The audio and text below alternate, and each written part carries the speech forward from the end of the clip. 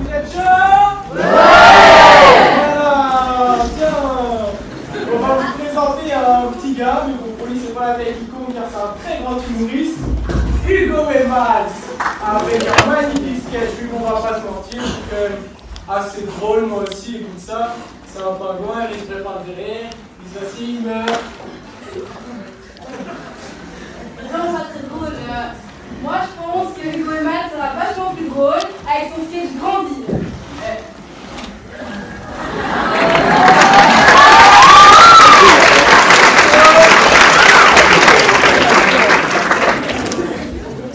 Bonsoir mesdames et messieurs, je m'appelle Hugo, je suis en 5e et aujourd'hui j'avais envie de vous parler de quelque chose qui m'est arrivé récemment et qui a fait que ça a été le plus beau jour de ma vie.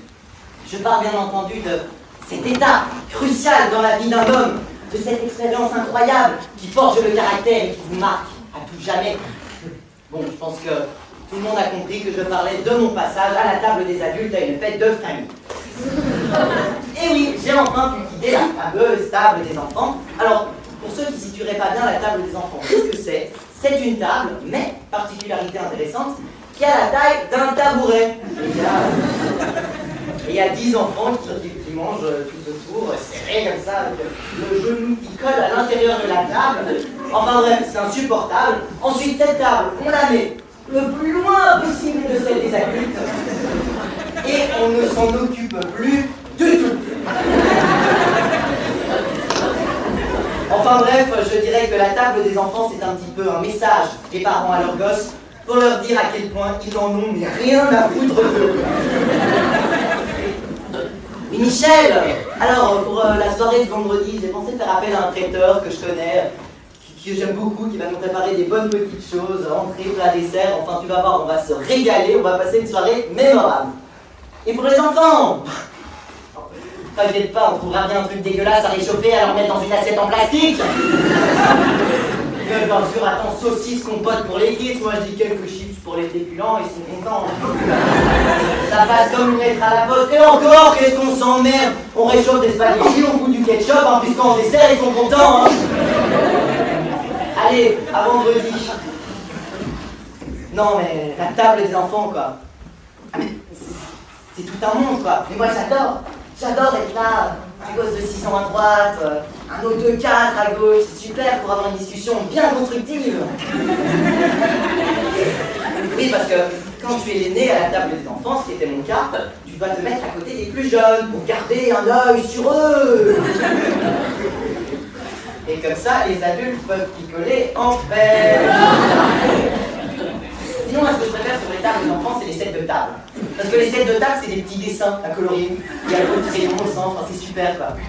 Non mais faut pas se mentir, c'est complètement ridicule, on mange dessus, comment voulez-vous qu'on colorie en même temps? Alors certes, à la fin du repas, le petit chaperon est colorié en rouge, mais c'est pas du crayon, c'est de la sauce tomate. Enfin bref, tout ça, maintenant, c'est une histoire ancienne parce que j'ai enfin été officiellement accueilli à la grande table des adultes. Et j'ai envie de dire que il y avait un peu intérêt parce que ces 2 dernières années, j'ai quand même énormément grandi. À tel point que, ne le dites à personne, hein, mais j'ai même dépassé mes parents en taille. C'est pas très compliqué. Mais n'empêche que mon père, ça l'a un peu démoralisé. Alors, pour légitimer sa place de mâle dominant dans le clan, il m'a demandé de plier les genoux comme ça quand je suis en sa présence. Et je me balade comme ça. Alors, certes, je vous avoue que ce n'est pas très pratique, mais maintenant, non seulement je suis devenu imbattable en danse des canards, mais en plus, ça me permet de travailler les quadriceps. Enfin, je crois que c'est les quadriceps. Oh, moi, vous savez, avec les différents muscles, je m'en sors plus du tout entre biceps, triceps, quadriceps, ométoceps, j'ai complètement perdu le compte. Mais c'est pas ça l'information principale de ce sketch. Ce qui est vraiment important à retenir, c'est que je suis donc allé à cette fameuse fête de famille où j'ai pu changer de table. Et les fêtes de famille, c'est vraiment ce qu'il y a de mieux pour se rendre compte qu'on grandit. Hugo! Oh, c'est bien toi! Oh là là, Jésus, Marie-Joseph, mais comme tu as grandi! Tu te rappelles de moi? Temps d'Ursule! Tu rappelles pas de moi. Oh, écoute, c'est normal, tu étais trop jeune, mais oh, je t'ai connu tout petit.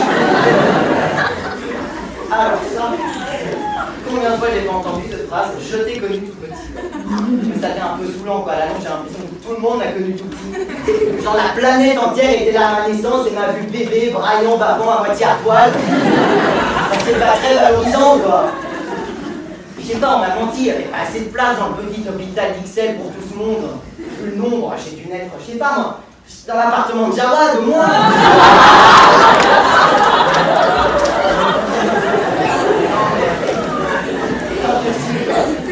Tante Ursule.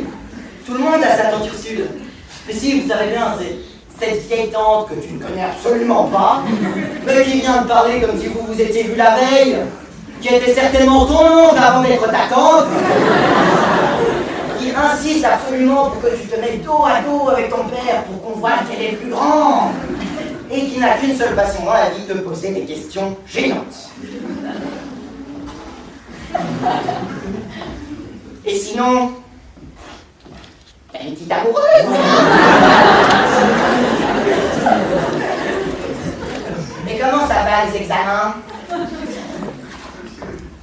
Et c'est quoi exactement ton taux de cholestérol? Et qu'est-ce que tu veux faire plus tard? Alors ça, la grande question. Qu'est-ce que tu veux faire plus tard? Eh ben je sais pas. Oui parce que à côté des nombreux avantages, c'est ça aussi grandir. C'est faire des choix, prendre ses responsabilités, choisir ce qu'on veut faire de sa vie quoi. Et moi, je sais pas. Déjà, j'ai pas une passion, un truc qui me fait vibrer depuis que je suis tout petit, comme ça je pourrais faire mon malin avec cette phrase qu'on a tous déjà entendue. Non, mais écoute, je crois qu'en un sens, c'est pas moi qui ai choisi mon métier, hein. Non, non, vraiment, je pense qu'il faut mettre une nuance là-dessus. C'est plutôt mon métier qui m'a choisi, tu vois. Je suis un peu un élu du ciel, quoi, voilà. Ouais, ouais.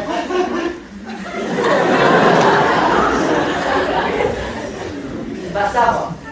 Puis j'ai pas non plus un truc que je fais particulièrement bien, quoi. Enfin, si, c'est vrai que, sans vouloir me vanter, je sais très bien ne rien faire et prendre de l'argent à mes parents. Mais non, dans la carrière de politique, ça me dit pas trop. Et donc, je me demande, dans ces moments-là, comment on fait pour choisir son métier. Genre, à quel moment est-ce que l'orthodontiste, il s'est dit « Ah ben tiens, j'ai bien envie de foutre du fil de fer sur les dents des gens aujourd'hui. » Donc je suis allé poser cette question à des gens qui forcément ont déjà eu à faire ce choix, c'est-à-dire mes parents. Donc je suis d'abord allé chez mon père, je lui ai dit « Papa, qu'est-ce que tu penses de tout ça ?» Et là, il me répond, bah écoute, mon fils, je crois que ce qui est vraiment important, oh pardon, je fais ça, mais c'est vrai que j'ai plus de cheveux.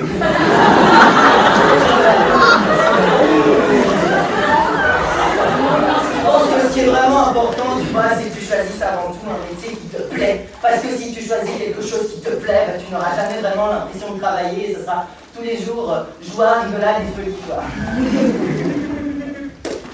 Merci papa.